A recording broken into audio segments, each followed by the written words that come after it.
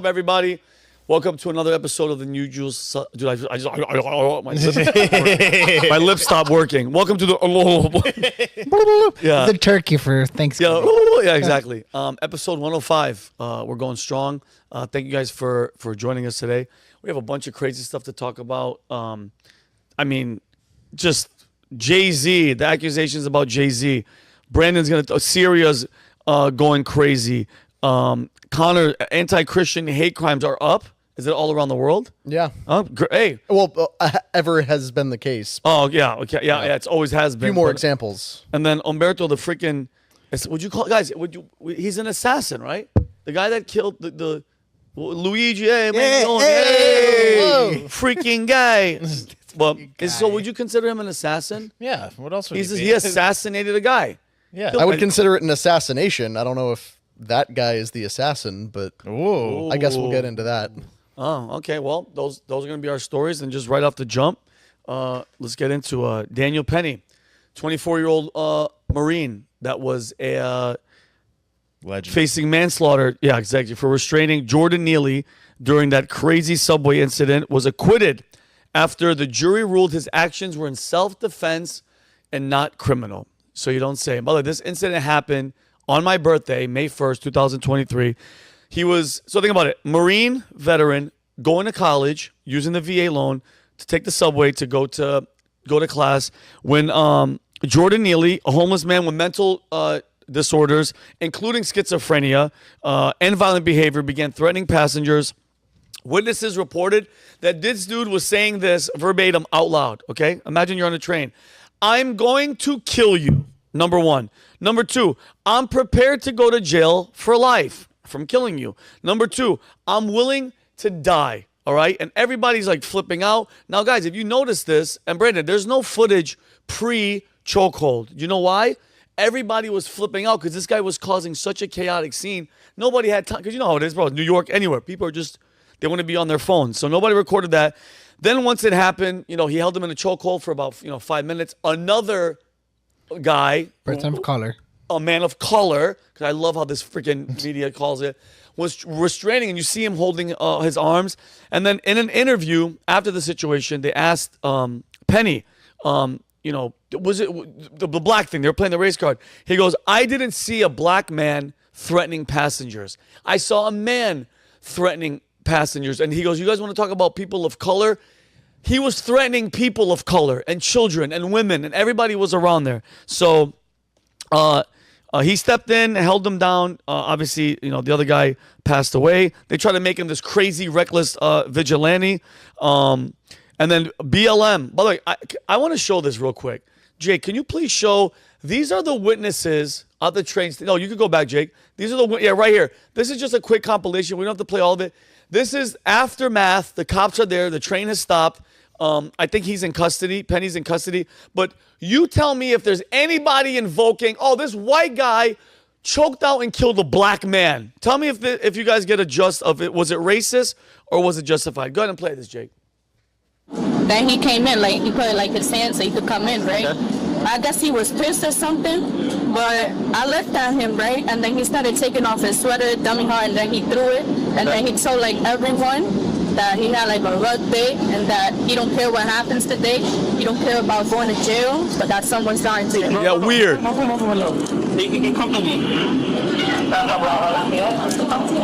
they're giving him CPR right there.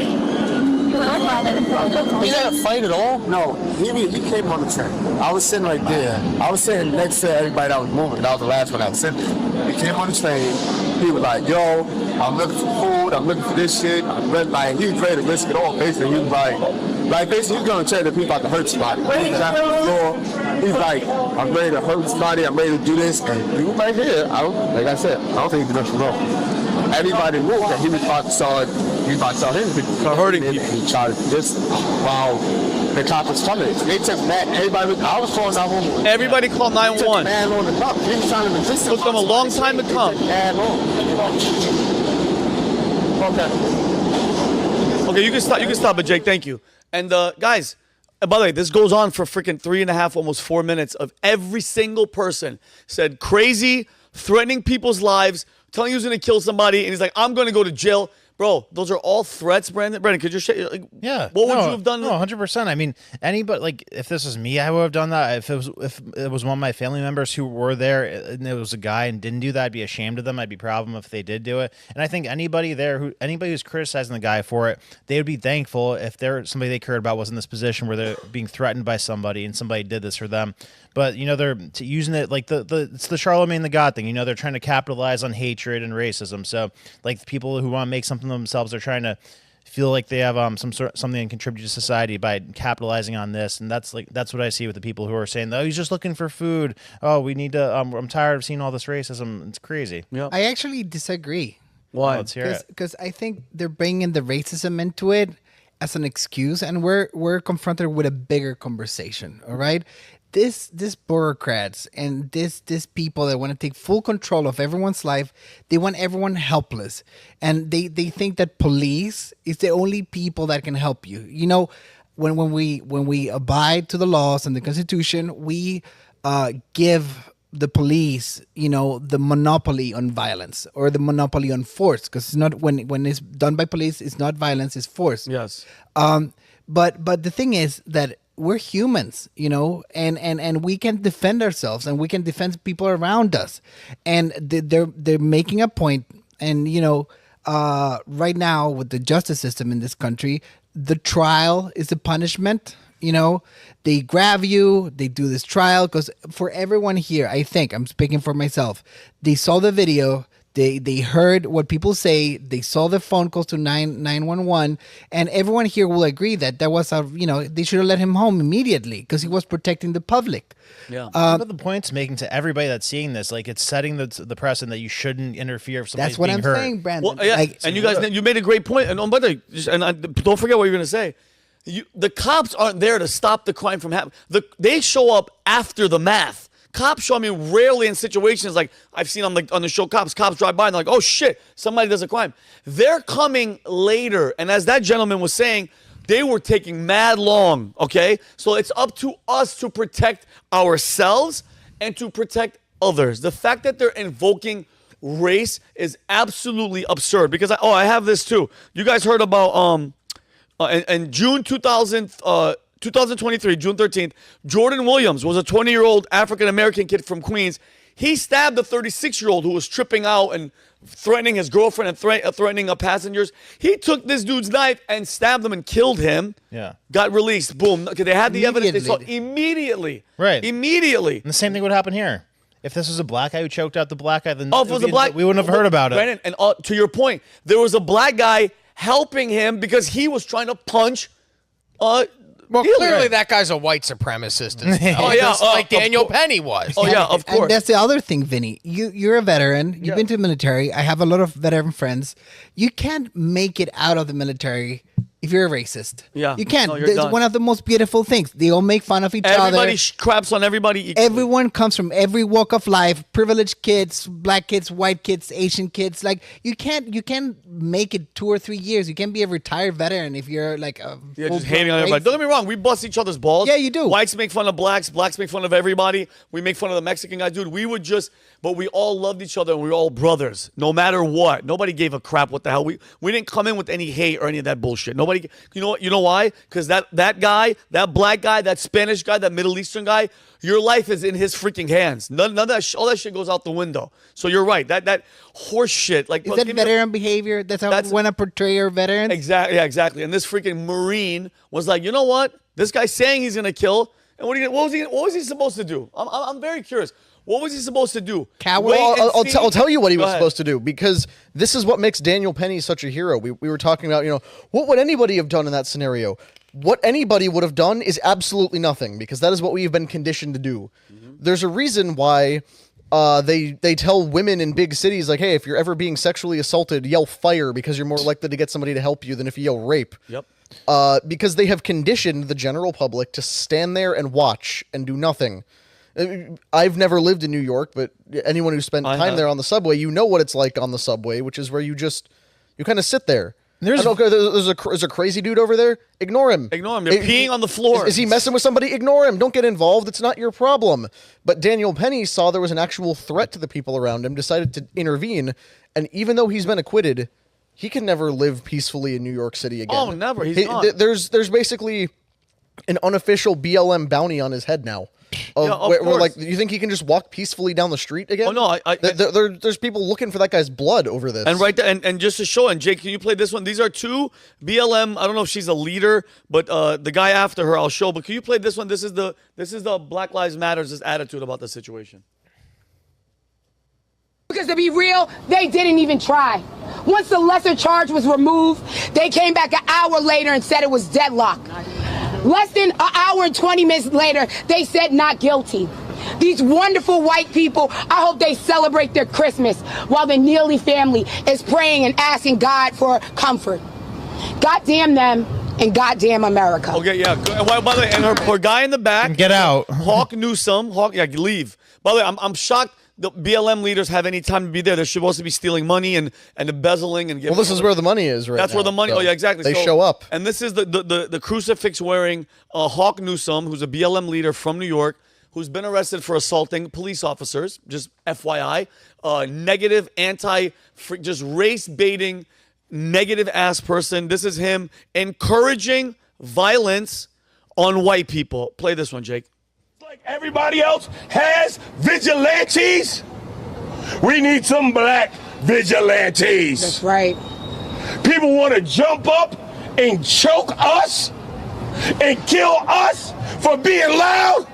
Oh yeah, he was just being loud. How about we do the same when they attempt to oppress us? Right. Oppress you. I'm tired. Who's oppressing you? I know y'all looking for us to be like, oh, go and march.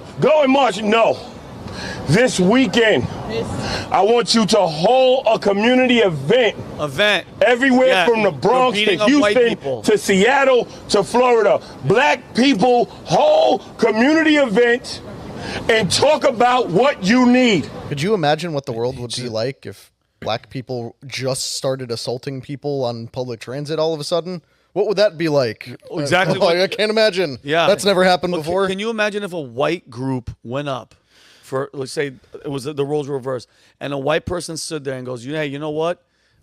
Hey, white people, rise up and go do vigilante shit, basically calling it. Rob, go ahead. They did that. They were called Klan meetings. and that's why they were designated a hate group. And yet for some reason, corporate America has embraced Black Lives Matter, and they've donated $50 million to their cause. The charity, if you will, which they should at this point just be classified as what they are, a terrorist organization. When you're getting on live TV, when you're getting on live TV and you're telling people to riot and you're telling people that we need black vigilantes to go after people to get justice for a guy who was a criminal who got choked out. He was arrested for what? Kidnapping a 7-year-old girl? And Rob, I'm going and right back. He punched out a 60-year-old woman. Rob, going right back to you. Arrested 44 times for kidnapping a 7-year-old. Yeah, the guy that was the guy that died. Kidnapping a 7-year-old in 2015, punching a 64-year-old man in 2019, breaking a 67-year-old woman's nose in 2021 on a train. Oh, he's a tough guy. And arrested 44 times. Please continue. So back to Black Lives Matter. They should be designated a terrorist hate group, and they should be dismantled and defunded.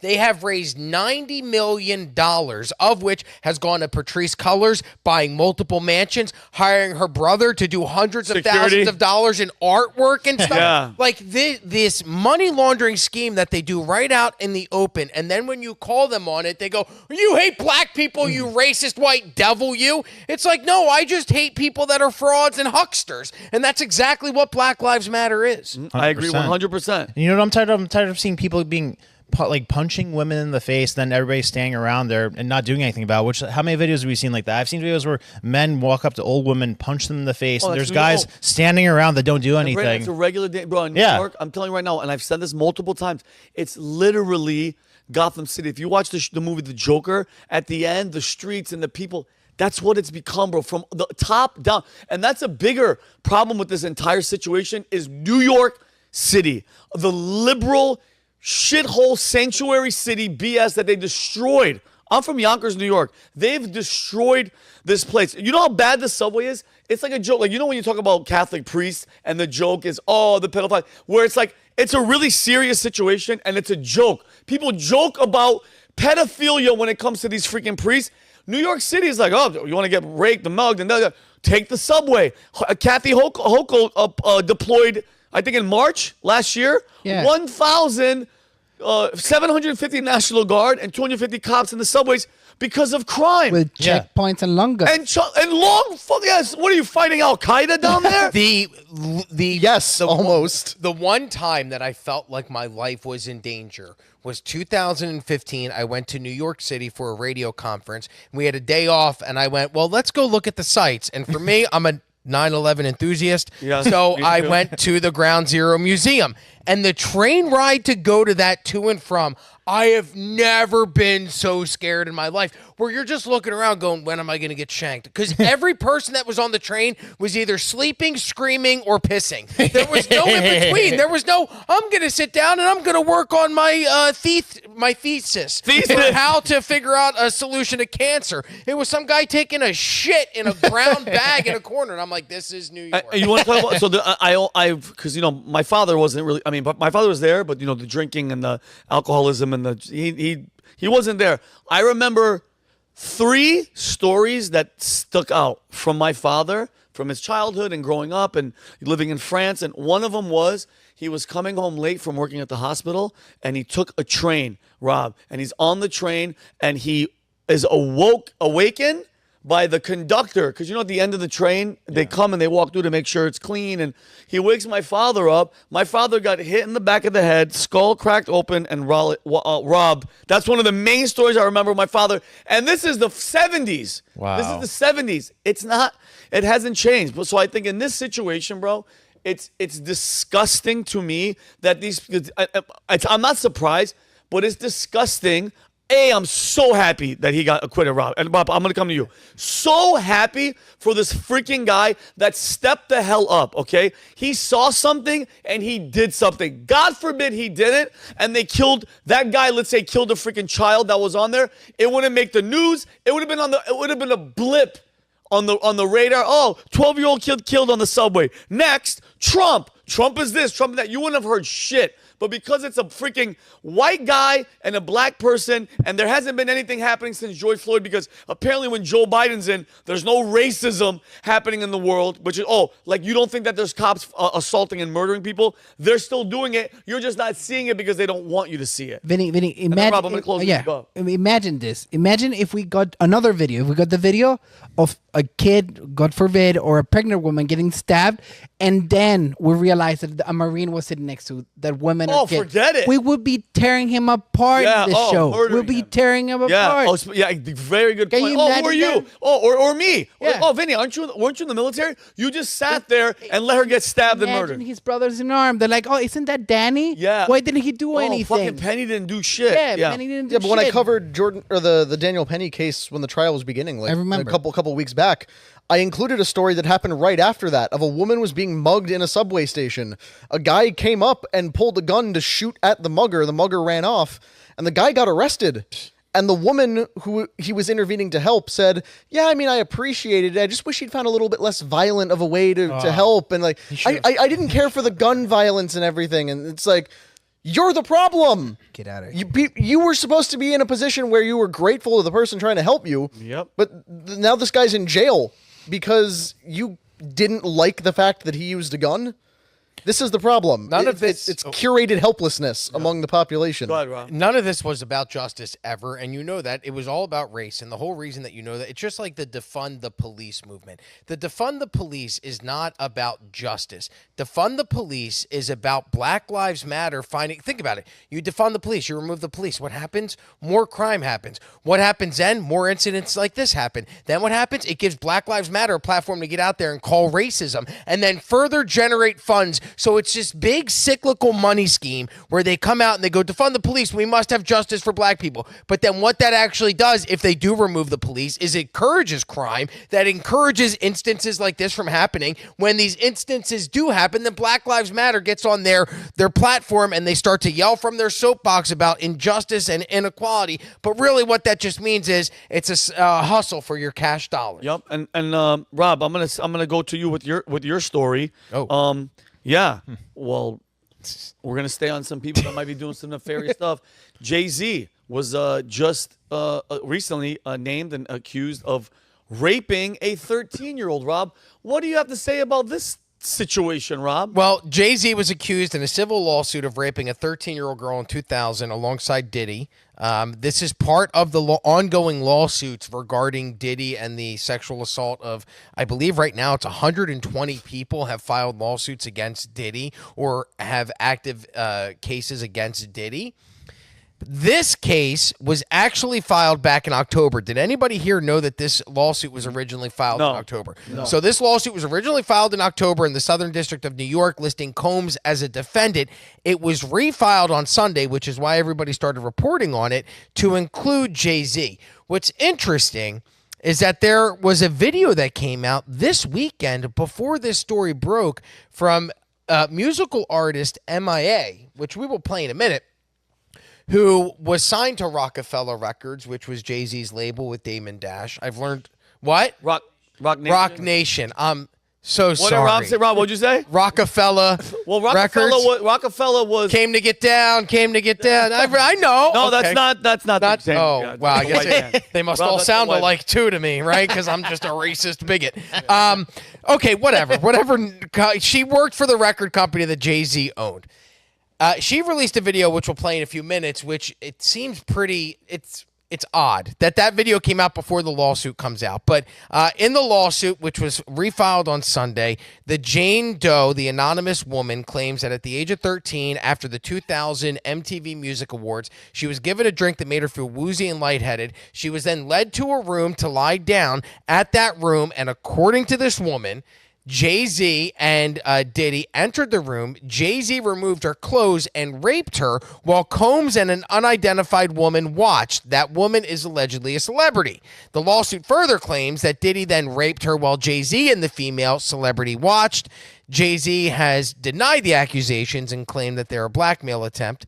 Some of the women, the famous celebrities that were in attendance, so if there's any credibility to this story, there's three famous people that are involved in this lawsuit.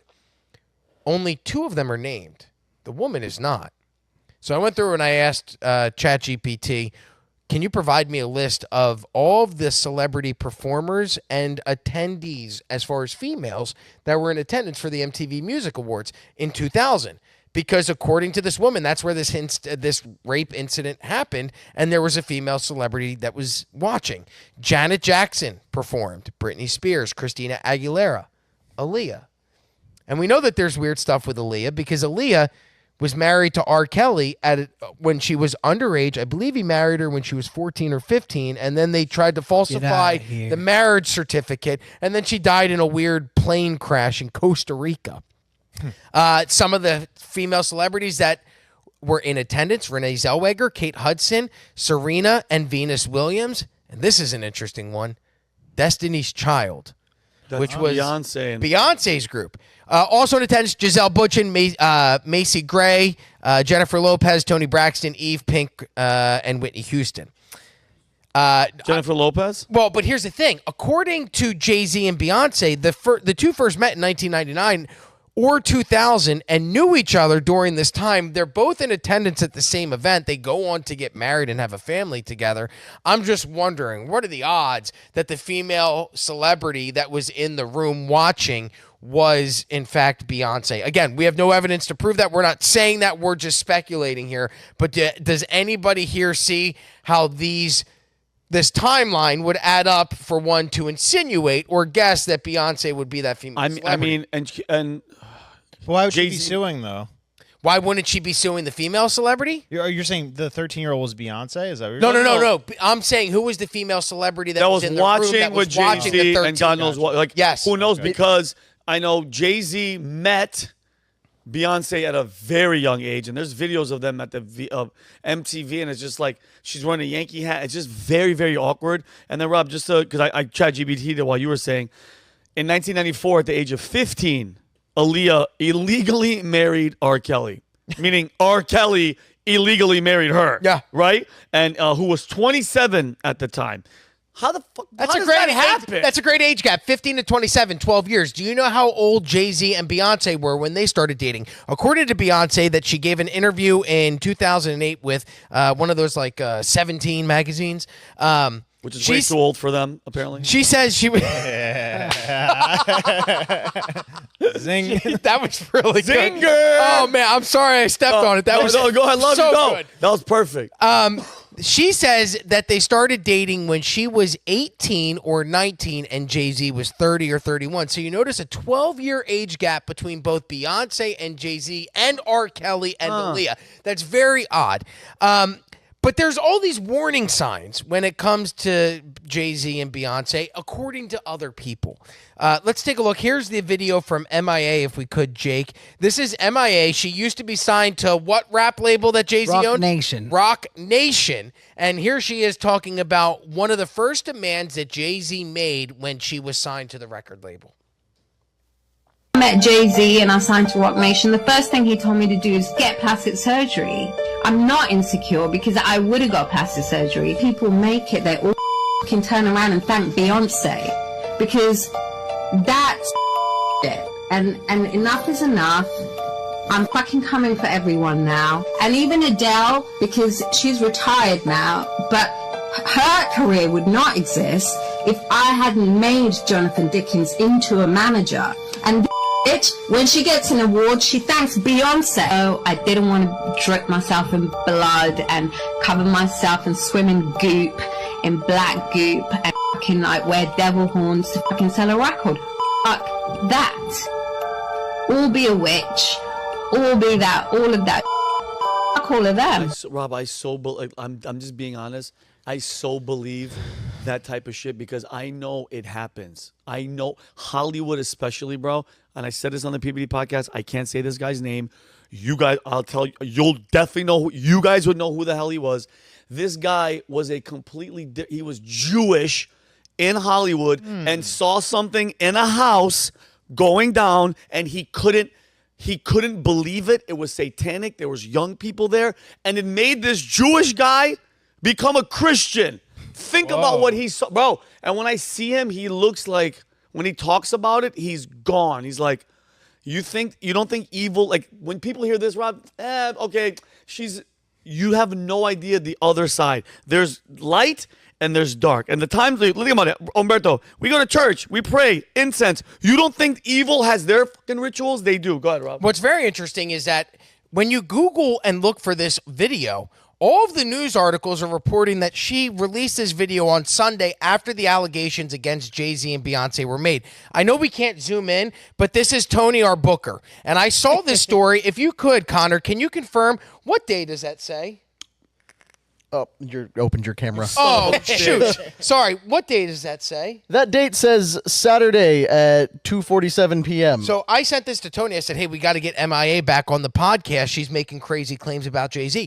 This is a day before the lawsuit is refiled in New York and Jay-Z is named in any of this stuff. So MIA releases this video and then the lawsuit comes out the next day.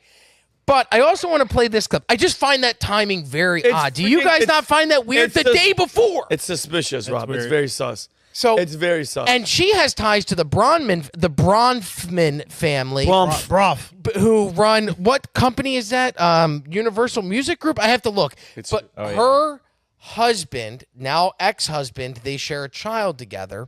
MIA is Benjamin Brofman, which is the son of the record executive that owns the company. It's all so weird that video comes out the day before this lawsuit comes out. But these allegations are not new. If we could, we're going to play this video real quick. So this is Piers Morgan with Jaguar Wright. You guys know Jaguar Wright? 100%. Yeah. She was out here making these allegations back in, I would say, the summertime. But Rob, she's been in front of the camera for a long time talking about Jay-Z and August, September-ish. Yeah, because I remember it being summertime and this video coming out. And then we're going to play the follow-up to this is Jay-Z's attorney who demanded an apology and a retraction, which Piers Morgan did. I saw him. Remember, we went back and we watched him give that apology and say that these claims were made by Jaguar Wright and not myself, and they may or may not, blah, blah, blah. Here is the clip that got Piers Morgan in trouble, and then we'll play the lawyer after that. Nice. How many victims? There was none for her. How many victims potentially do you think there could be? Thousands. Wow. I've talked to hundreds that I deal with still myself. I have 3 victims right now who are willing to give testimony about not only what Mr. Carter has done to them, but his wife as well. They're a nasty little couple. They do nasty things. She knows. She's the dominatrix. What do you think happened with Kim Keeping people against their will. Putting people on planes while they're unconscious, just like Aaliyah got on that plane. Unconscious. There's a lot of things that people don't want to talk about, Pierce. Now, what's very interesting is she incriminates, or it says Beyonce is involved in these activities. Now we look back to the 2000, again, that came out a few months ago. The lawsuit just comes out on Sunday, and she's saying back then, when that came out in September or August, that Beyonce was involved in the activities that Jay-Z was doing that were hurting people, according to Jaguar, right? And then in the lawsuit, it names a female celebrity being in the room when this 13-year-old was allegedly being raped by Diddy and Jay-Z. Well, then, if you piece it all together, it looks like Beyonce. Remember the reaction that got? They sued Pierce Morgan. They sent him a letter. They sent him made a letter. Apologize live. They sued her. Very litigious. And we could just play this real quick, but here's the attorney denying the accusations. It's just, all of this is so weird, guys. And I don't know what's crazy. Like, this is the part that I'm having a hard time with. Am I crazy for believing this stuff, or does crazy stuff like this actually happen? I don't know which it happens. Can I say my point, and then Brandon, I'll let you talk? Yeah. Rob, I think this goes so high, like just like the Epstein stuff.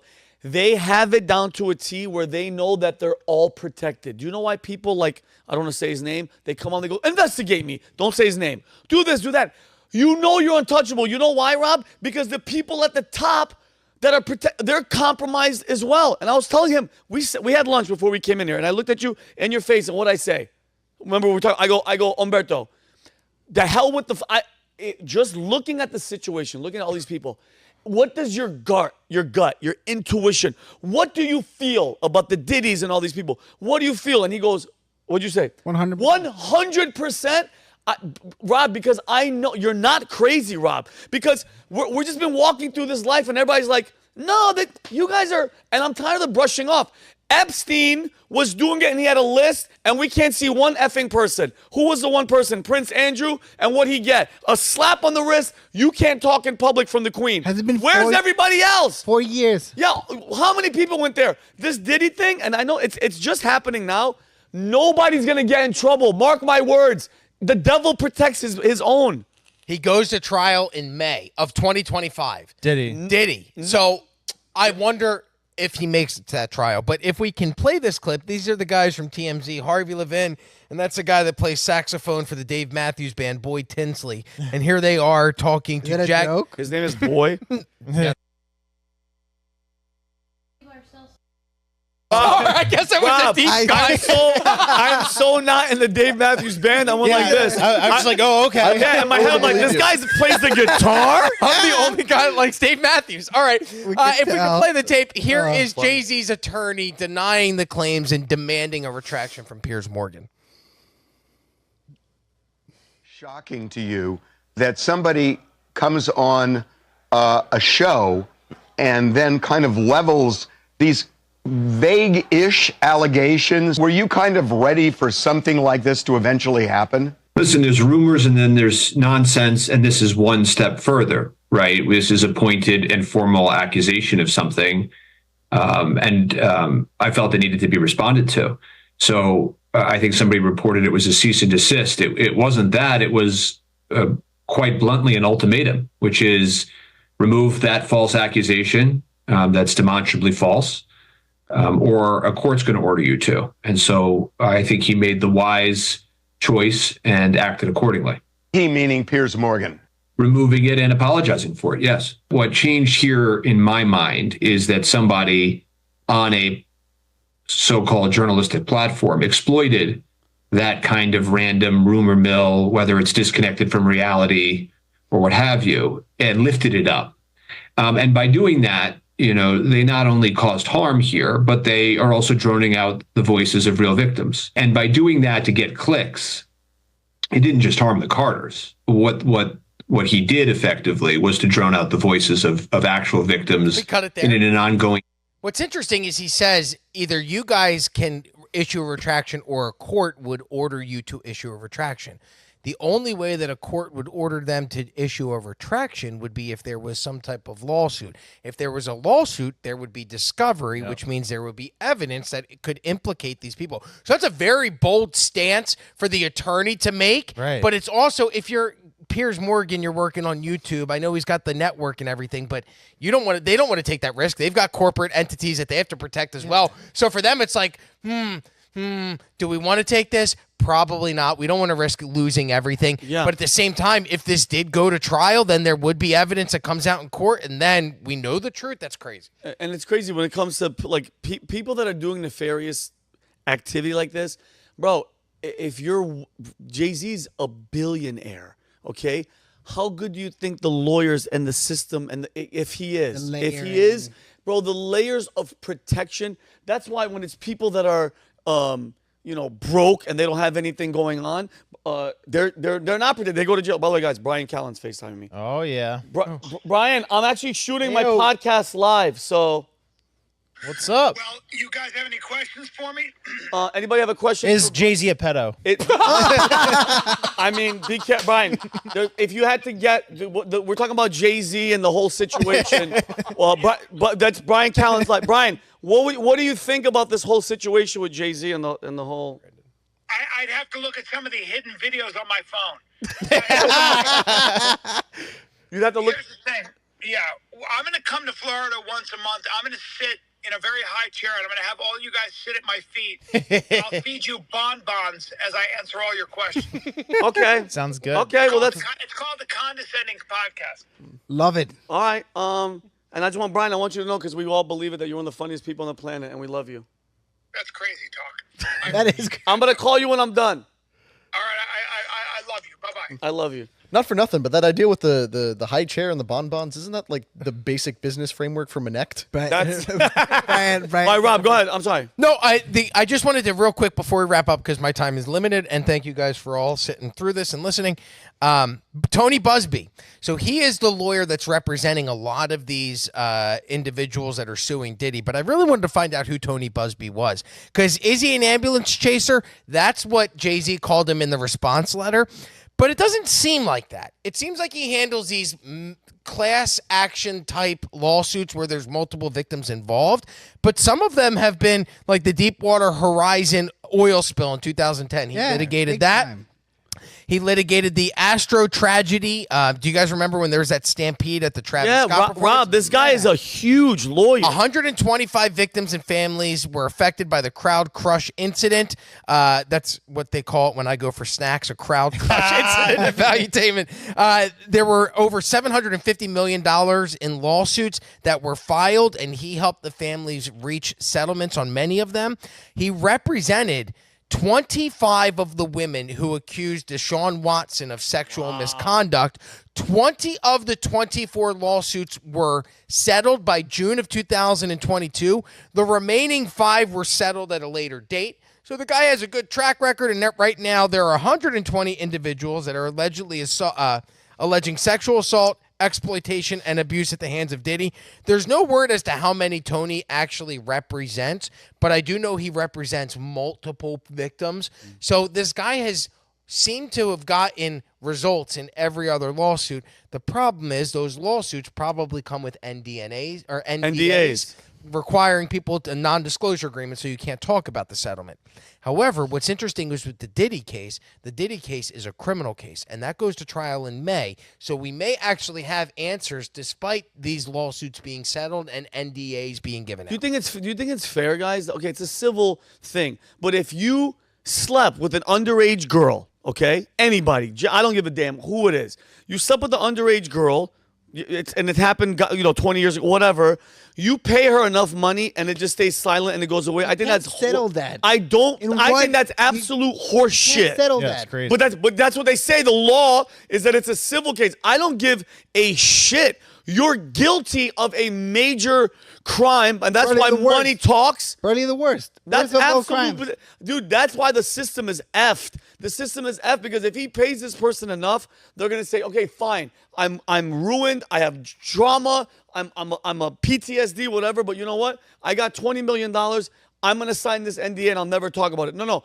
I want to see the proof. I want to know exactly because you know what that means. That piece of shit is still gonna be walking around with us. And with other kids around. Vinny, if we have a minute before Go. because after Rob, this whole thing, great segment, Rob. Thank you. A video from Lana Del Rey came out. I don't know if you guys saw Lana it. Del Rey. And I sent it to Jake because after hearing all this, especially what MIA said, like bathing in goop, and doing satanic and blood rituals. and blood. When I watched this video for the first time, it didn't really click. Okay. And now after hearing whatever Rob said, like this really hits home. And what this is Lana Del Rey at what? At Variety? Variety Awards. Does she have Variety Awards? Yeah. And what is she talking about?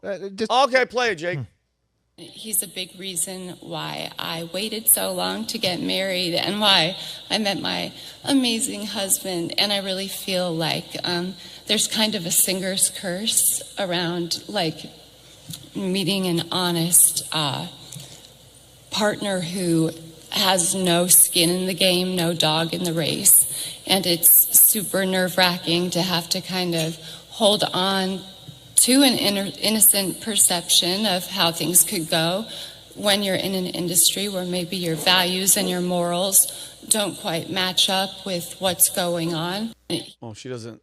She knows. But did you hear this? Like she's protecting, and her husband is not a slouch. He's a badass. He's a swamp king. He's like a airboat tour guy. He owns MAGA supporter guy. That guy's but yeah. he is also a regular dude. Yeah. Like he's not. He owns a gator farm, Yeah. right? Yeah. And how bad are things that she has to protect him from all this mayhem that's going on? We should feed the pedophiles to the gators Yes. at Lana Del Rey's husband's Throw them gator off the farm. boat because that's what they deserve. Because, bro, and you know what it is? It's an industry, bro. Hollywood, music, entertainment, Rob. It's the gatekeepers hold the keys for everything. And to get into their freaking club, you have to pay a price. Either it's sacrifice, either it's something that you have to do by yourself, but you're going to sell something of yourself and something of your soul. Like, bro, when I say sacrifice, somebody in your family got to go. You got to do something. They have to have something on you, and that's the skin in the game that she's talking about, Rob. See? And guys, it's 100% a fact, because if you own Sony, I don't know, I'm just coming up with it. You own Sony and you're talented and you're a Taylor, whatever. I don't even know if she's represented by Sony. And you want to come in, we can't let you ever get, because dude, Michael Jackson, all these people, they're so big, they're beyond the brand. It's Michael Jackson. It's Taylor Swift runs the shit. And if she says something against them, she ruins the whole company. So they have to have something on you, a recording, a ritual. Guess what? Skin in the game. Somebody in your family got to die, biatch. That's how we roll. But anyway, I can talk about this forever. All right, guys. Rob, fantastic story. Brandon, let's get on a lighter note. Syria, rebels, war. What the hell is going on, Brandon? All right, so super complicated topic, but let's start off simple. Is that Zelensky? That's hilarious. Out of the two guys shown on this picture, who looks more trustworthy? Oh, the guy on the left. Bashar Assad, 100%. Like he has a big tie. I trust guys with big ties. Yeah, I mean, regardless of what you've heard, somebody who takes the time to dress up in a suit rather than looking like an actual terrorist, that I wouldn't get on a plane with the guy on the right, and that's Not the at guy all. who's the new leader. So that's not Zelensky?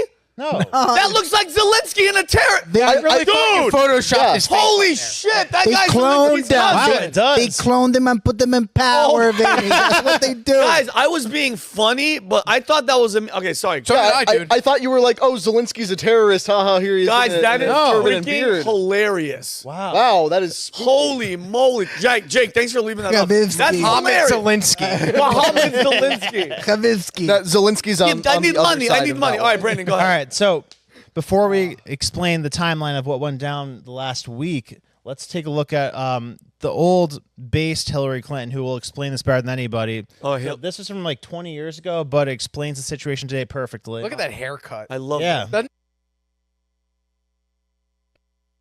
Oh, Jesus. She's gonna call my manager. I see it a haircut. It's Hillary. You could say that. Sorry. I want to play death. I mean, let's remember here, the people we are fighting today, we funded 20 years ago. And we did it because we were locked in this struggle with the Soviet Union. They invaded Afghanistan, and we did not want to see them control Central Asia. And we went to work. And it was President Reagan in partnership with the Congress, led by Democrats, who said, you know what, sounds like a pretty good idea. Let's deal with the ISI and the Pakistani military, and let's go recruit these mujahideen. And let's get some to come from Saudi Arabia and other places, importing their Wahhabi brand of Islam so that we can go beat the Soviet Union. And guess what? They retreated. They lost billions of dollars, and it led to the collapse of the Soviet Union. So there's a very strong argument, which is, it wasn't a bad investment to end the Soviet Union, but let's be careful what we sow because we will harvest. So what she's explained, there's something called Operation Cyclone, where we basically funded rebel groups to fight in Afghanistan, fight against the Russia forces, to draw Russia into Afghanistan, to like make them bleed themselves out with a Vietnam of their own. And they're like, oh wow, it's a pretty useful tactic. Both Democrats and Republicans loved that. So was this the Operation Tinder Sycamore? No, that I'm gonna. Oh, okay. Let me shut the hell up. Brandon's gonna cook. That's coming up. This is Operation Timber Sycamore, but that was Operation Cyclone. So Operation Cyclone was a bunch of operations. Psychopaths. I love it. They're so nuts. But yeah, that started like 70s through 80s. Remember when Russia was tied up in Afghanistan? Yes. So we funded the shit out of rebel groups, like including Al Qaeda came out of that. Osama bin Laden came out of that. So we were basically drawing Russia in to defend their communist forces in Afghanistan, to make sure that, like, I guess they bled themselves out. So that was the beginning of that idea, where we started funding rebel groups instead of sending our own people over there. And to bring it to Syria, so something I've been yelling off the mountaintop for the last 2 weeks is this thing. When I was looking into Jake Sullivan, that psycho, he concocted this plan called Operation Timber Sycamore, where the CIA funded rebel groups in Syria to try to overthrow the government in 2011, and that ultimately turned into ISIS. Like literally, like 3 months after this operation goes off, ISIS. Brandon, is that by definition us arming the enemy? Is that treason? Yeah, it's birthing the enemy. Holy dude! Like the enemy didn't even exist until we armed them. Arming them is creating. Okay, it's not treason because like. They're not the enemy You're yet. creating it. There's not the enemy. Oh my they God! are your people. Okay, so once you created them, once they started killing Americans, then it's treason. Yeah. Oh my! Look, like, you did it, idiots. This is Obama with Brennan from the CIA, right? Yeah. Jake Sullivan, Blinken. Look at this guy. That's the face of evil. That's a lizard. That guy's show this lizard. That's a lizard. This is an email from Jake Sullivan to Hillary Clinton in 2012. It says, AQ is now on our side in Syria, meaning Al Qaeda. What the? Yeah. So this is part of the whole WikiLeaks thing, where his emails got leaked. Why would you send an email with this? Like, because they're retarded. No, because they don't think that they'd ever get hacked into their shit, because these scumbags are murdering. And look at this guy. He doesn't even say hi. Dude, he's listen. That guy's a scary dude. Yeah, who sends an email like that? Yeah, who sends those? But no weather talk. So yeah, Have a great weekend. Yeah, but speaking of the hacks, that, like they assume they'll never be hacked or whatever. The CIA aggressively hacked Bashar Assad, looking for evidence of the use of chemical and all those against the rebels. Which it never happened. Best regard. Yeah. It never happened, by the way. Oh yeah, no, I'm gonna hit that. I'm gonna hit that. Also, with us now, best regard. Yeah, best regard. When they did hack Assad, what they did find was just emails of him talking about how much he loved his wife. Yeah, he's just it's seems insane. like a nice guy almost. Yeah, no, it's absolutely insane. It's like the same thing as Putin that we've been talking about, where they never gave him a fair shot. They've been trying to oust him from the beginning of his reign in power. So, anyway, next.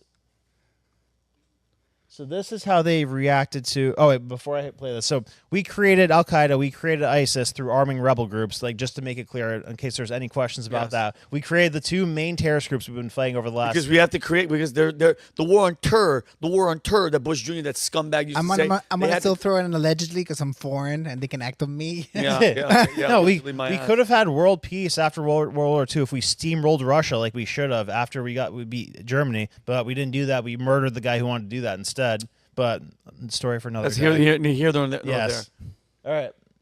Roll it. This is the reaction from CNN to when the rebels took over in Syria this week. It's been a breathtaking 24 hours in Syria for the millions who had lived under the brutal Assad regime, a wave of elation and relief erupted when the news broke of him being ousted.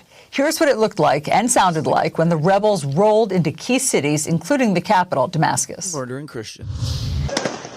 Look. She's celebrating. Those bullets are going to come down. Explosive, but mostly. Celebrations are breaking out everywhere. I'm shocked she's still alive from not coming what are you doing? Hey, get out of my face. Cover your head. Brandon. Yes. This is spoof. Come on. It's not a spoof. This is that's real. There's explosions in the sky. This from CNN. This is actually CNN. Yeah. So they're celebrating. I was cracking up hilarious in disbelief. Like they're like you saw how it started off. She's like breathtaking, elating day, like full of excitement. Like they're here's what we saw. AK-47s. Yeah, the guys driving around in trucks, waving flags with machine guns. You kidding? Yeah, no, she's being right. And this is the same because Brandon, I don't know where you're going because you're gonna keep going. Yeah, I'm doing the weave. But yeah. No, but yeah. Well, no, because me and you talked about this yesterday because I had to go on Piers Morgan. Thank God Brandon walked in and goes, "What are you going to talk about?" And this is one of the topics. And I'm like, Obama's been trying to get this guy out with the CIA. It didn't work. Now, this rebel groups. Who's funding these guys? Are we funding the people? Well, it's not declassified yet, but at the end of this, I'm going to get to there's a pretty consistent theme that goes on here. Okay, go. So, Brandon, just for the sake of it, there's 26 countries in the Middle East. 8 of them have had hostile regime changes in the last 50 years. So we're going to get to the common theme amongst all those regime changes soon. All right. So then this is the lady with this guy that we're taking seriously now as the new president of Syria. Al-Julani. That's the better option than the guy who's a civilized doctor in a suit. And Brandon, this guy, just for context for everybody at home, this guy that we are talking to and praising, not us, America, the government. We're happy. Has a $10 million bounty on his head for being a terrorist. Yeah. For killing us. We have a $10 million bounty on this. On this freaking on Zelensky's cousin. Go ahead. show this clip. Listening to this are going to wonder why they should believe you. You are still a ISIS flag in the back. Is that what that is? Global terrorist by the United States with a $10 million bounty on your head. Your group is a prescribed terrorist organization by the United States, by the UN, by the EU, and how is she there others. alive? I say to people, don't judge by words, but by actions. To speaking, you've gone through quite the transformation. Once an Al-Qaeda leader, your group has had affiliations with Al-Qaeda, with ISIS, and now you are projecting this image of a moderate leader in a moderate group. What is HTS right now? Over the rest of your head. Hayat Tahrir al-Sham is one of the factions in the region, just like all the others. Now we're talking about a larger project. We're talking about building Syria. Hayat Tahrir al-Sham is merely one detail of this dialogue, and it may dissolve at any time. It's not an end in itself, but a means to perform a task confronting this regime. Yeah, so the guy's wearing military gear, and he's now the president. Brandon, he's a terrorist. Yeah. Like guys. Al-Qaeda. And literally ISIS. one of the big terrorists, and he's the new president. We're celebrating it. If she could get that close to him, where's the military? Where's our military going, hey, we got a bounty on your head. You're the bad guy. But since you're taking over a guy that we want to take over, good on you, brother. You're doing actions are louder than words. And the crazy thing about this real quick is, I mean, aside from the crimes against humanity that they're saying Assad committed, which I'm going to show seems pretty not what they're saying. I'm going to show that in a second. But the biggest thing they don't like about him is that he lets Iran use Syria as like a supply route to Lebanon. So he lets Iran transport stuff through Syria to Lebanon, right? Okay. And I guess they're assuming that this guy isn't going to maintain that same deal. But like, I wouldn't assume anything. He's a terrorist. Yeah. Like, I would assume that he would do anything that's most favorable for him. What? Yeah, go ahead. Let's go to the next one. Yeah, and whatever happened to don't negotiate with terrorists? You saw this today. So this is from the account Amuse. Wait, before you play this, because it's actually really sad, and I want to make a joke. Is this a plot for The Dictator 2? Like, I don't know. This is probably The Dictator 2. Yeah. That's Sacha it. Baron Cohen Sacha Baron Cohen is is probably coming writing out. the script right now. And Brandon, what are we about to see? No, so it appears that these are Christians who have been rounded up in Syria by the new regime. Oh, weird. Can we see this? يلا عوي عوي عوي حي الله الشيخ ابو حاتم طلي طلي قاقي قاقي مثل الدجاجه قاقي قاقي قاقي قاقي. That's crazy to think about know that happening under the new people. Who was it that was keeping all the churches safe in Syria. Oh, Bashar Assad, the guy they just deposed who is now hiding in Russia because he was actually an ally of Syria's Christians. Shockingly, but like he kept the peace. So we don't like that. We like it when the rebels take over to advance democracy and, but they've provide a sandbox. They've never done it once. When have the military-industrial rebels complex. ever made things better? Like we've talked so many times about the rebels changing 1776. Yeah, right. That was the original that was one. about it. The Taliban are killing it. Who? The Italians? The Taliban. Oh, They're killing it. wait, but so we've been hearing for years. I mean, remember when Tulsi Gabbard was like the golden child of the Democrat Party, and then she went over to visit Assad after the alleged chemical attacks, and then she got basically ostracized from the Democratic Party. Yeah, that's where it started. They called her an Assad apologist and everything. Never really looked into that. Never understood what all the hate about Assad was about, but. I come across this from the Secretary of Defense in 2018. The U.S. has no evidence of Syrian use of sarin gas, according to General Mattis. A 4-star general. Yeah, and like that's the main thing that they have cited as this guy. He harshly put down rebel protests in 2011, which I'm going to show in a second, was funded by United States NGOs, and then the chemical gas attack, which it appears was a false allegation, or even worse, done by the West. Yeah, and then accused him of it. You know what it reminds me of? Weapons of mass destruction. Yeah. There's weapons of mass destruction. Kill everybody. Then whoops, there's nothing here. That's the same shit. As long as all the news is all lockstep, guys, sarin gas, kids are getting hurt. Kids are getting hurt.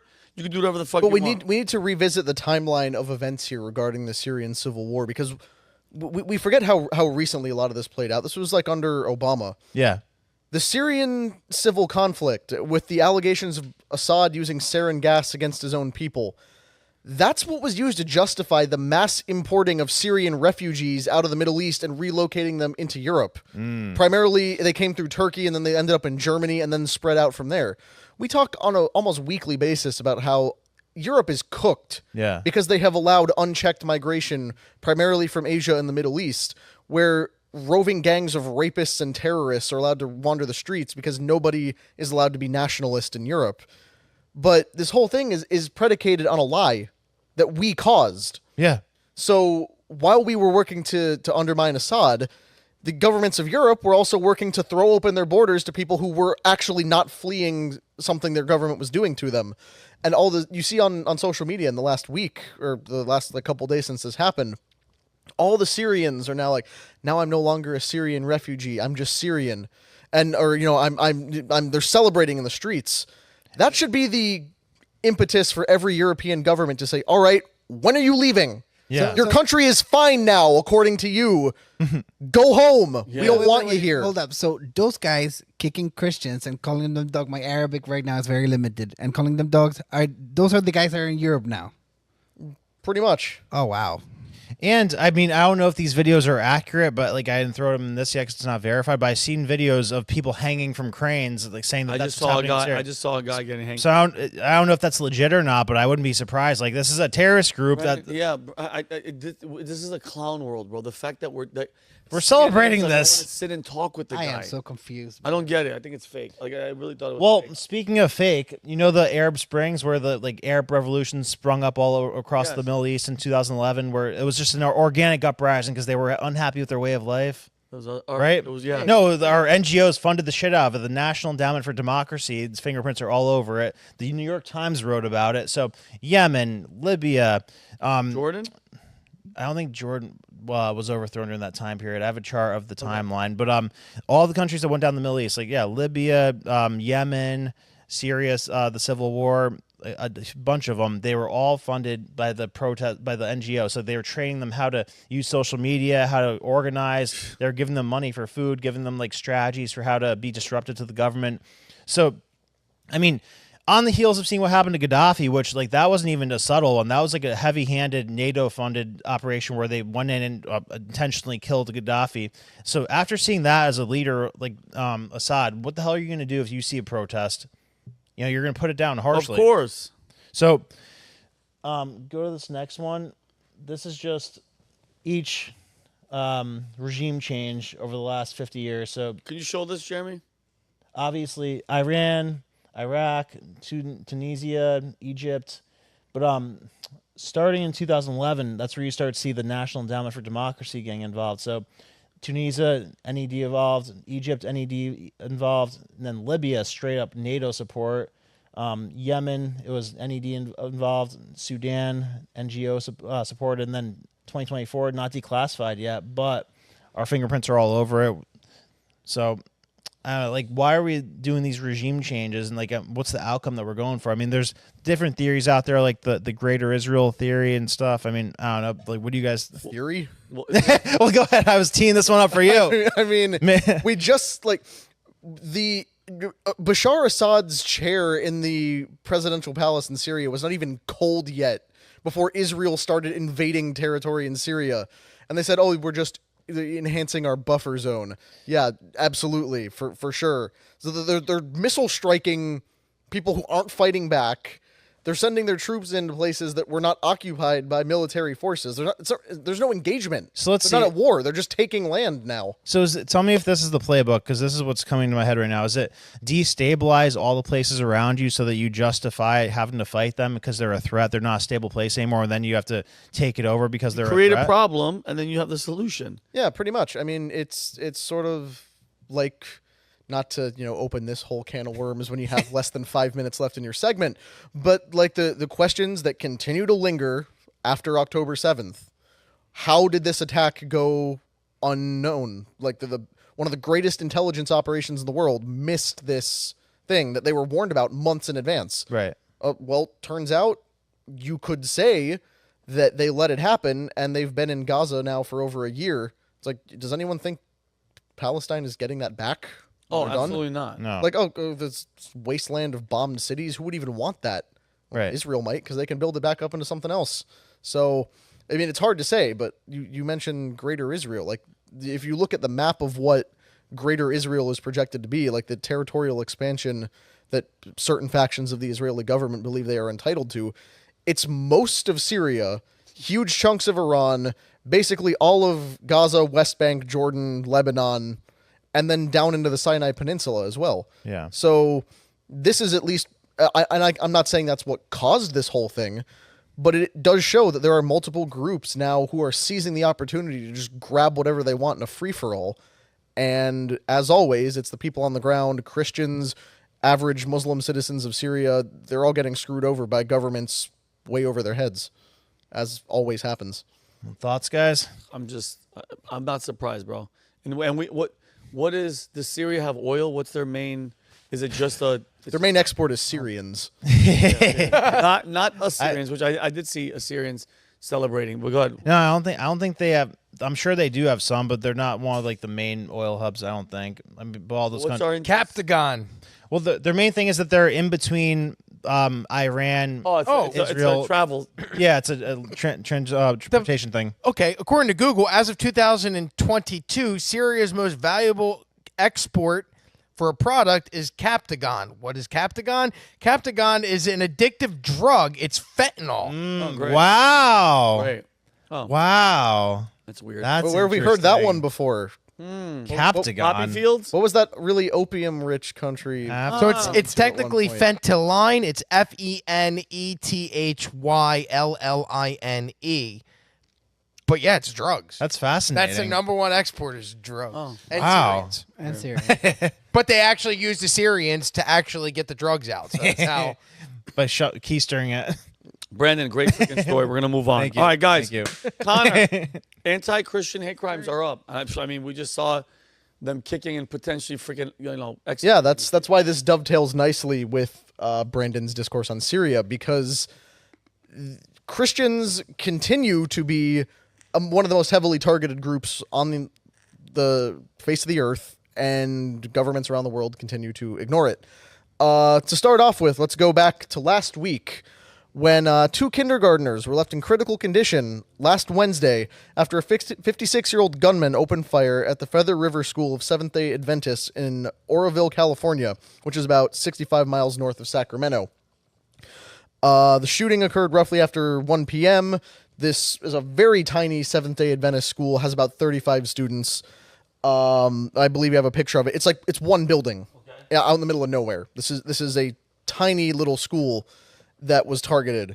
And the shooter walked in, met with the school principal, allegedly under the pretext of enrolling a student, then walked outside to the playground and opened fire, hitting these two small boys, ages 5 and 6, and then turned the gun on himself. And it's believed that he targeted the school specifically because it was a Seventh-day Adventist institution. I'll have more on that in a minute. The sheriff's office received information, quote, that leads us to believe that the subject responsible for the shooting targeted this school because of its affiliation with the Seventh-day Adventist Church. The two victims were identified as Roman Mendez, who is 6, and Elias Wolford, who is 5.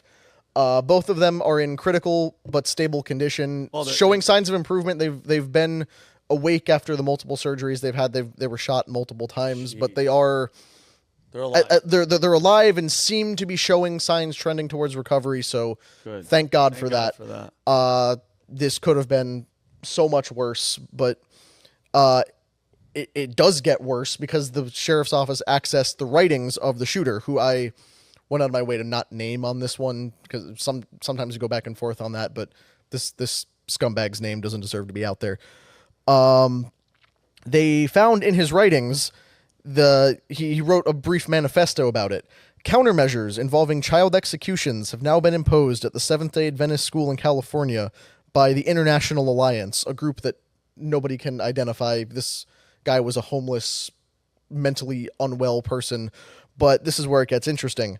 The shooter carried out the countermeasure, quote, in necessitated response to America's involvement in genocide and oppression of Palestinians, along with attacks towards Yemen. So this homeless, mentally unwell lunatic decided to go target a Christian school because of American involvement in genocide in Palestine and Yemen, which shows, even though this guy's crazy, even though this is absolutely nuts, the involvement of these things popping up in the most random places.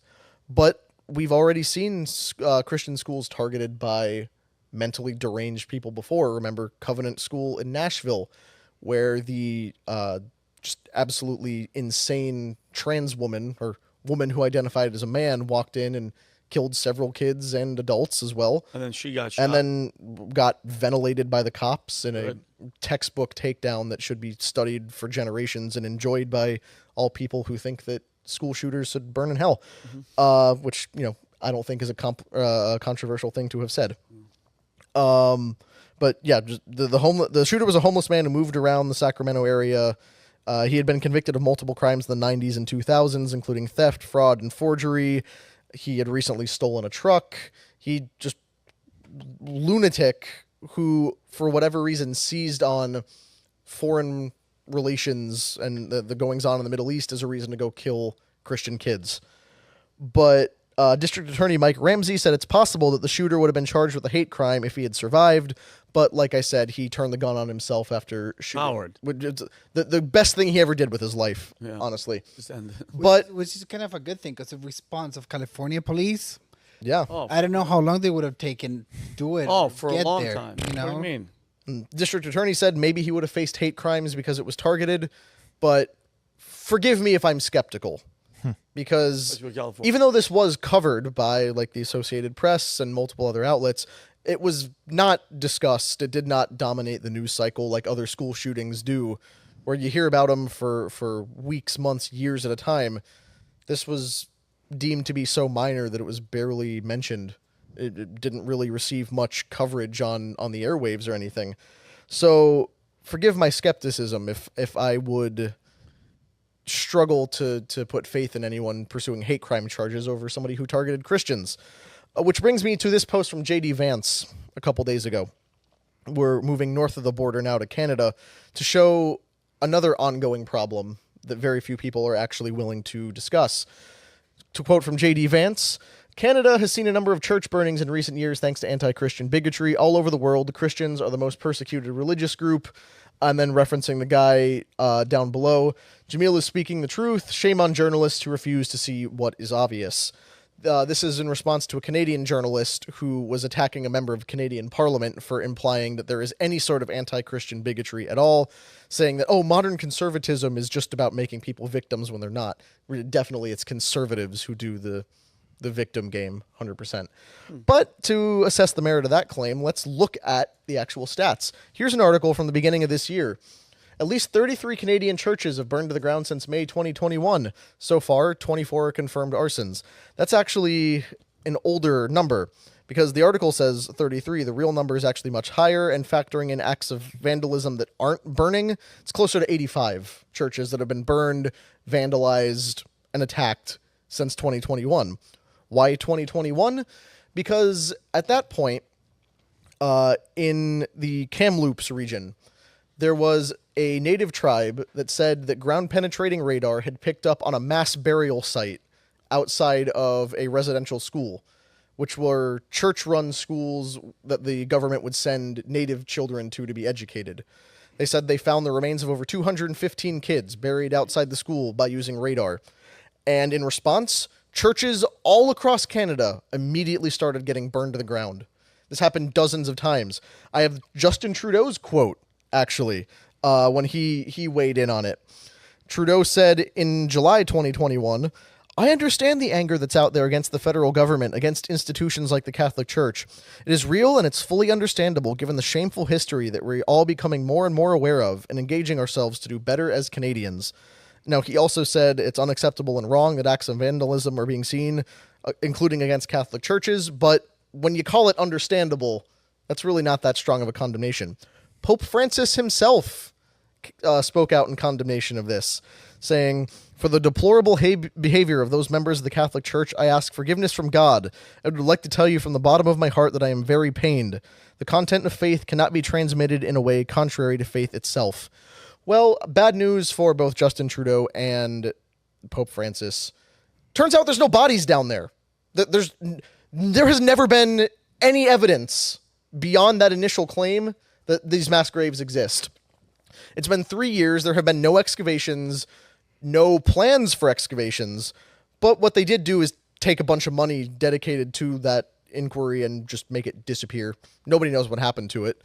Outside one of the schools where this is alleged to have happened, the thing identified as a mass grave was actually a bunch of septic lines. And when they looked, they realized, oh, radar can't tell the difference. It just knows there's a pocket down there. And then they looked and said, yeah, it's like a sewer field. Like, oh, we found the tooth of a juvenile in that field. No, they found an animal tooth and then waited 3 years to issue that correction. Here's actually one of the videos of a guy burning down a church during this time here. You can see it's targeted and coordinated.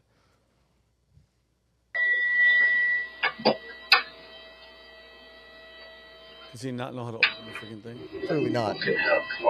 Idiot. Look at this freaking idiot. Doesn't even know how to look. Good point. Really bad criminal. What a is this Canada? Yeah. Well, no shit. These guys are freaking idiots. And then you leave it behind. Can that burn off? I guess it does. It burns off the fingerprints. I hope he does. Look at this freaking Canada and these what a horrible. Look at this idiot. God. Oh shit. Oh, I hope he got burned. You stupid moron. Canada, you guys can't even fucking do crime. But this is a shockingly indestructible Ring doorbell camera. It was on fire and continued recording. Bravo. That's an endorsement. That's a Ring commercial. doorbell. Yeah. But now, more than 3 years after the claims were made, there's been no validation to it. There's no effort to even find what was happening down there because all the money to do the excavations disappeared. So even the native group that said they found the bodies has gone from calling it a grave to calling it an anomaly. They can't even use the term grave anymore because even they're not convinced. But nobody has actually put this out, and the church burnings continue to this day. And this is back to J.D. Vance's point I was making earlier. All across the world, whether it's in Syria where Western-backed Al-Qaeda groups are now rounding up Christians at gunpoint to fates unknown, to Western countries where hate crimes targeted against Christians go largely unreported and uninvestigated, J.D. Vance was correct in that Christians remain one of the most persecuted religious groups on the face of the earth. And it's not even close. And yet, in this ostensibly Christian country that we live in, we're all told, no, Christians are actually the oppressor group. Any violence against the oppressors is actually good, so please suffer in silence. There's no hatred towards you. You're just getting what you deserve, after those centuries of colonialism. Is it because it's the biggest, or is it because it's right? Because both. there's it's like the attack on white people, where is it because it's the biggest group, or is it because that I wouldn't say like because they're right, but I'd say it's like easy to attack the biggest group of something. Oh yeah, absolutely. But that that would special only about it though too, like Yeah. for the Christian thing, like it makes you feel like you're on the right track of things if the most evil people are trying to attack it. Exactly, and that explains the West. That explains what's happening here. But in a place like the Middle East, where it's not a Christian majority at all, in fact, Christians are a tiny hidden minority, that's not being done because, we're striking against, the dominant oppressor class. No, that's Islam. Mm-hmm. But they continue to crack down on Christians anyway, because Christianity remains a threat to the Muslim order, as it always has been ever since the two worldviews intersected. Islam was spread into Europe by conquest. Christianity was spread into the Middle East by conversion. Yeah, and they don't tolerate other religions, right? Islam, like they consider any other religion. Generally speaking, no, they do not. But that is kind of always the case in basically any country that's not Christian majority. If it has another majority religion, is very opposed to outside religions, because every other country has the ability to say religion and culture are kind of intertwined. Mm-hmm. You need both of them. But the Christian West can't say that anymore. Well, that's from the Catholic perspective, right? I think Christians in general, they brought it up on themselves, all right? We had worse popes. We had better popes. There's going to be a better pope next time. There's going to be a worse pope next time. The Catholic Church has been doing it for 2,000 years. This guy, and I talked to my priest, and you can disagree with what the pope says or what the pope does. Canon is canon, all right? He made some very unfortunate comments about the whole thing. But if you see the evangelical, because I won't call you guys Christians, because I'm a Christian too. Like Catholics are Christians, and then you have Protestants and Catholics. Let's put that on the record. If you see most of the leaders that are doing most of the warmongering, they're not Catholic leaders, all right? They're mostly evangelical Christians, all right? And they taken a position, and now kids got killed because of the position those guys taken. You see Nikki Haley, like signing a missile, Signing bombs that are going to go kill people. This is my personal thing. I'm against all death, all right? I think Christ has a plan for everyone. He does things that sometimes we as humans don't understand. I think one innocent life is too many. And this is it's just heartbreaking. Did you see the faces of the little kids? Oh, I can't even. I see my feed on X is so insane. And I then see kids suffering. And then really on the bothers me. burning of the churches, okay? If you see some sects of the Protestant church, you guys laid astray. Like you have LGBT priests, priestesses. You have native-oriented, non-denominational, super Big Mac church. You have these mega churches that are a scam. I mean, in the United States, it's the only place that they're allowed, and the Philippines. But everyone else, they look at those mega churches and they laugh. They laugh out loud. Why is there a guy hanging from the ceiling? Why do we have fireworks at church? What are we doing here? Like, did we come here to repent? Did we come here to think about to celebrate, to think about our soul and our salvation, or are we here to like have a rock band and fireworks? You know what I mean? So I think most of this, cultural and religious war that we're losing terrain in this war, like, because Christians are not increasing, they're decreasing. You have all this prominent, Christians talking all these crazy murderous things, I'm not a big fan of either religion, I'm a big Christian supporter. I think if you see Western civilization in general, the Catholic Church has been a driving force. I get a lot of jokes and criticisms about, all these people that infiltrated the Catholic Church, pedophiles and all these bad people that infiltrated it. Because the thing is that I always say, it was worth infiltrating, right? Because it was a powerful organization that was worth, you got bang for your buck. And not for nothing, but Catholic priests molest children at like 1/20th the rate of public school teachers. So, for example, make of that what you right? will. And if you see about the theology of liberation that took place in Brazil, like they actively tried to infiltrate the Catholic Church, and there's studies done on this, their views on wars, their views on this, on that. They haven't moved an inch. Like the average Catholic person, the Pope is, he's a contentious figure. Like he was brought up a Marxist, like literally a Marxist. He was a bouncer for a club. He's Argentinian. That is his worst crime. Because Argentinians are Don't even talk about it. But what I'm saying, like, this is incredibly sad, and I don't think there's a lead on the Christian world that can unify the Christian thought in general. It gets so diluted, and it gets put in a second place every time. Can you name one powerful Christian leader that can actually set the record straight? I don't know. Not off the top of my head. I mean, the only ones I know that are even remotely affiliated with religion are largely in South America, where you get guys like Nayib Bukele in El Salvador, who at least pays homage to it. But then you have Javier Milei in Argentina, who went on his personal Judaism conversion quest right after winning the election. So like there is no strong Western Christian tradition left anymore. All the leaders who might be associated with that have completely collapsed. So if this is ever going to be reversed, the church needs to, like you said, find its identity and actually stand for something again, and then start pushing back against these attempts to actually eradicate the religious foundation of our society. We are working double time to eliminate Christ from the discussion. And when there's little kids involved that are getting, hurt or killed in an infirmary, it really hits home. Yep. So that's that. Okay, we got Humberto, your last story.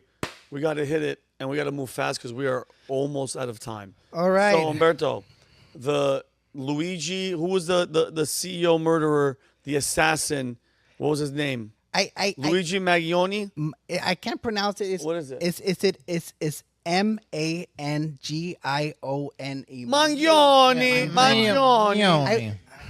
Mangione. Hey, Manja, go ahead. Go for it. I mean, I'm not gonna talk about the murder itself. Yeah, we've already talked about it. Yeah, we've already talked about it. But I think with his arrest and new revelations, things going around his arrest, there's a few. I wouldn't say funny, but there's a few interesting, cool details too. There's some cool details about it. Like I know a guy lost his life, and I don't want to celebrate, this type of like assassination. But you shouldn't celebrate, even though some people on the left have been cheering and they've been cheering. Joy.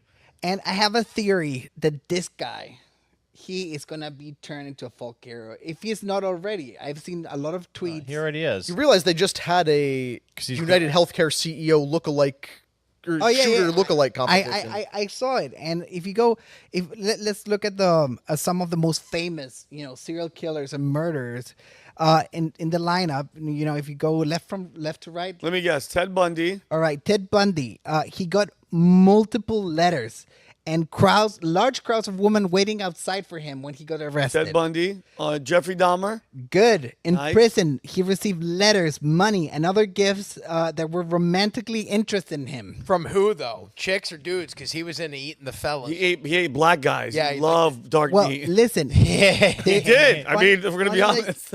Funny how you say that. There is a paraphilia called hybristophilia that is the kink. I don't know what a kink. What, eating black people? No. Of like being turned on by these killers. Okay, my bad. Yeah. All right, the third guy, Ramirez. He was a LA Strangler. The Night Stalker. Good job, Jake.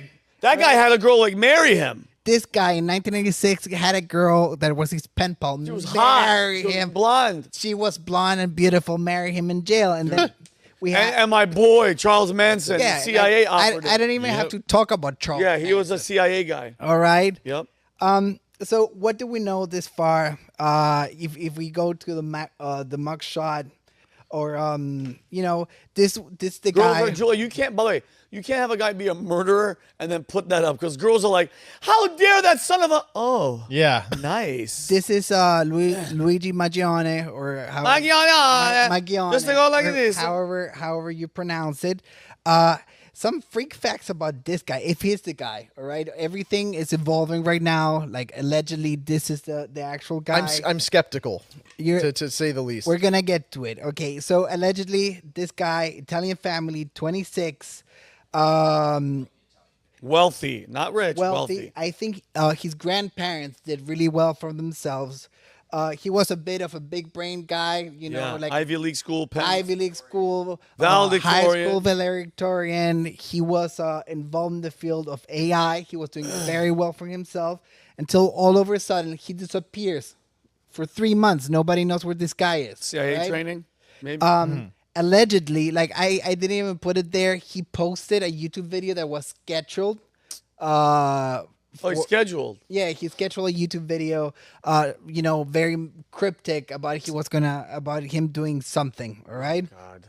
So if we go to the next thing, here it is. This is, I don't know if this is scoping or this is like they're trying to justify, but allegedly his motive was he had debilitating back pain, like my friend Vinnie right here. Always. And that's one of the motives. They also say that some family members had a run-in with the healthcare system. And then if we go to the next video, you can see him getting. These are the pictures that were posted. I want you to pay close attention to these pictures. Okay. This was posted by Crime Stoppers right after the assassination happened or murder. I don't know the difference. Whatever, he's both dead. of them.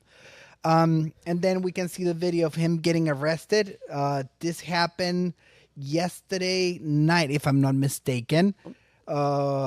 Or the day before. Yes. And then you can see him getting stopped. He was found at a McDonald's. That's the first thing that is. What the hell is going? Like that is a little sus.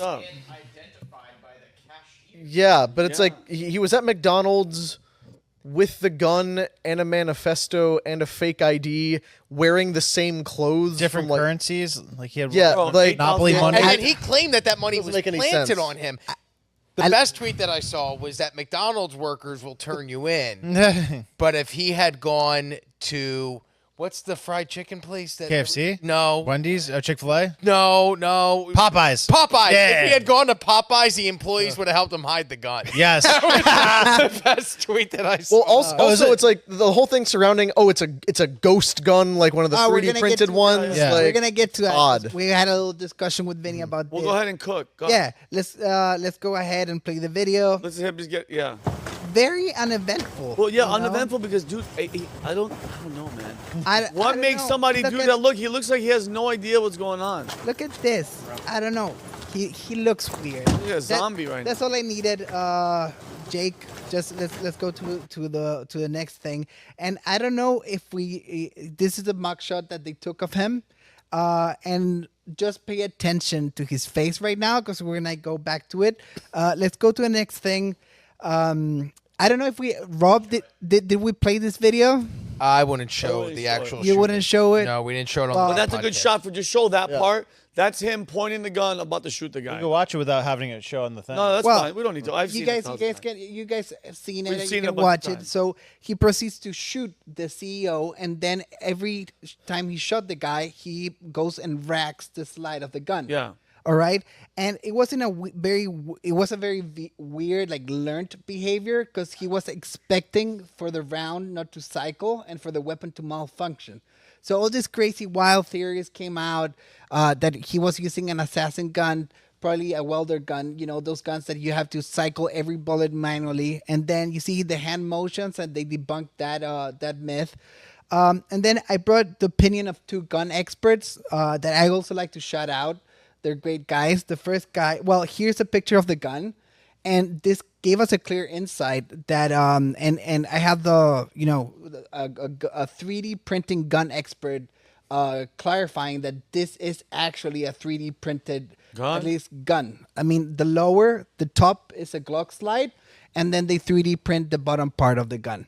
But seriously, who commits gun violence in New York City and then doesn't ditch the gun in the river. I thought that was like the known way of getting rid of it. Every single movie. But he's too young. He's too young to know about the mafia. But you're too Yeah, young to he know the cares river too much exists. about the environment. He I doesn't want guess. to pollute the river. Yeah, So exactly. to defend my boy Gareth Thumb here, this video came out before the picture of the evidence table, but he was pretty damn close. This is just the last 10 seconds of him giving his theory out. Right here in the United States. Now, whenever one of these historical events occurs, it's important on Grantham that we take a look at it from a firearms enthusiast perspective to be able to shed some light over what's most likely to have occurred. I would say the most likely scenario is what we talked about in Theory 2. More than likely, he had a home-built suppressor that did not have a Nielsen device / a booster.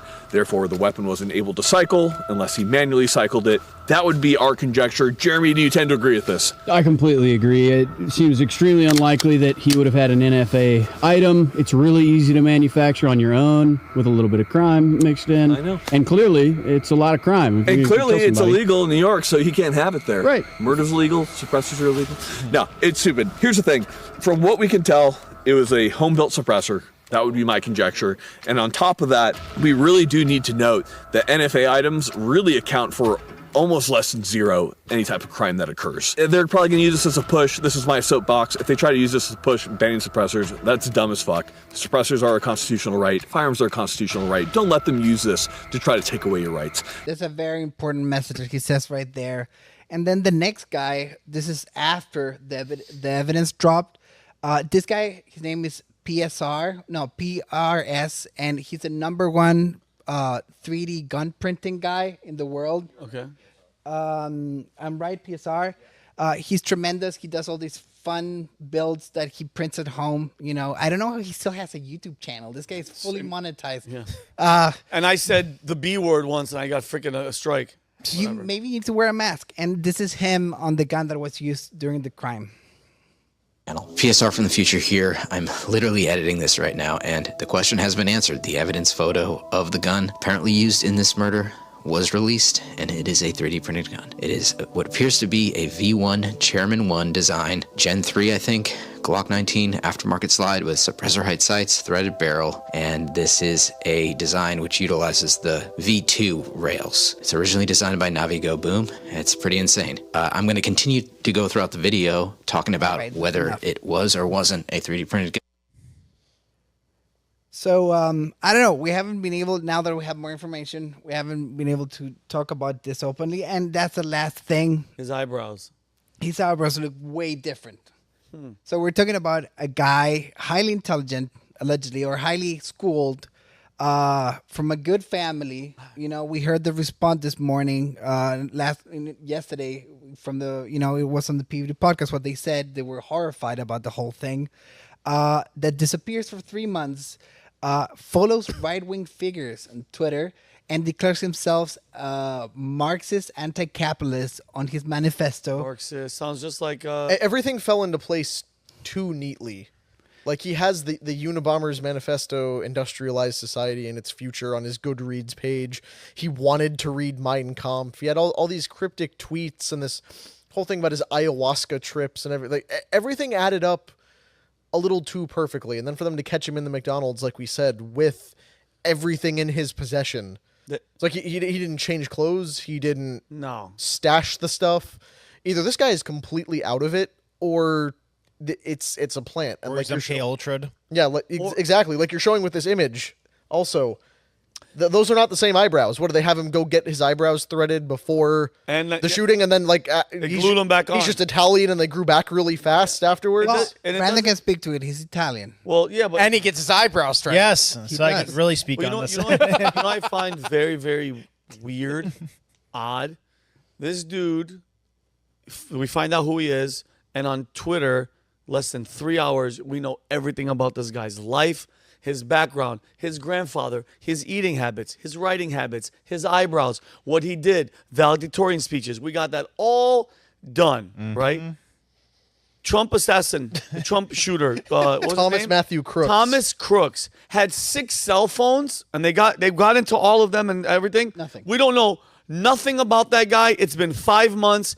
You even said that the stories are, you can't even, who is Tom, what, nothing, zero. You brought it up last night when I was doing the research, and I was like, wow, I'm starting to look again for those things. Couldn't find shit. And I couldn't find anything. Weird. Here's the other reason I'm skeptical about this. The guy used a suppressor, which is not, a common thing for somebody in New York to have. But like the goal of the suppressor is to make it quieter, safer. Have you ever seen an Italian go out of their way to be quiet in public? And hold on, and I have a real big question, and this is coming from an assassin murdering point of view. If you want to kill somebody, Rob, and you have a gun, I don't give a shit if it's suppressed or whatever. What are you stopping for this far away and doing like a racking? Like, think about it. He obviously isn't a professional. I mean, that's obvious. He hasn't really shot a gun, but why not walk up, very nonchalant, one bullet behind the head, you walk away, that guy is 95% going. He's not going to recover from that, from getting shot in the back of the head. And Italians should know 22s in the back of the head, 9 mil. Was that a 9 mil? What was a millimeter? It was a 9 mil. 9 mil. He's dead. Allegedly. 22s rattle around and you'll die. Why not walk up to him, blah, blah, blah, blah, blah, boom, gone, finito. What is he standing back there doing target practice? I don't get it. Nothing adds up. Nothing. This kid and it's always the same story. Out of nowhere, this guy lone radicalized and he went to go shoot. And these things were, I think that, dude, nothing adds up. And that MK Ultra, since it's a real thing, I put it on. My question is, why would the government, why would they want to do it? Why would maybe they have some nasty skeletons buried that they because CIA or somebody? Like I keep saying, the biggest, dirtiest, grossest pile of money out there is the healthcare money. Like it's even worse than the military-industrial complex. Like it's double the size of the military-industrial complex. And think of all the $35 trillion skeleton in the military-industrial complex closet. So I don't know. I mean, this is the biggest health insurance provider. So maybe he knew something, or maybe he was guilty of something that they're worried about. I mean, the Department RFK of Justice, coming in. he was under investigation for the Department of Justice. Yeah. The company's under And that's a investigation. friendly Department of Justice. Yeah, oh yeah. So yeah, and we left that part out. The DOJ was investigating him. I heard I don't know if it's true or not. Allegedly, he was going to testify about Nancy Pelosi's insider trading. That's what I heard. Could be false. That's just something. I'm just a vessel. Somebody told me, but he was definitely under investigation, and so was the company. So, dude, I don't know. This is some weird stuff. And if he was MK Ultra, he's not going to know what happened. He's not going to know shit. They snap him out of it, and he's probably like, I don't. What? Also, supposedly, go ahead, Jake. in the so there's like there's so many things that are so wild with this. In the manifesto, supposedly, he went out of his way. It's 278 pages, supposedly. So he wrote a book. He literally wrote a book, and he went out of his way to say, don't bother investigating. I'm a lone wolf. I am the only suspect. Oh, okay. Yeah. Okay. He's an unusual suspect. He's not losing. Yeah, exactly. But all right, guys. Humberto, good story. We got to wrap up because we have somebody else coming in here. But everybody at home, I love you. We appreciate you. That's the Angry Patriot. Boom. We got the hats coming out at the end of the month. You could go on. I think you could go online and actually order the hats. We don't have them in person. I'm upset that I didn't. I don't have them yet. I've been wearing it they every can day. order them, but I don't have them yet. But we will have them. I'm gonna give a gift to Rob. We're all gonna wear it on the show. Wonderful, guys. Jake, thank you so much for doing your thing. Jeremy in the back, to you guys here, and to everybody at home, please take a second, subscribe if you have to. Guys, can we please get to 100,000? Could you guys please share it, tell a friend, hook it up. We love you, love each other. We will see you guys on Friday. Peace and love.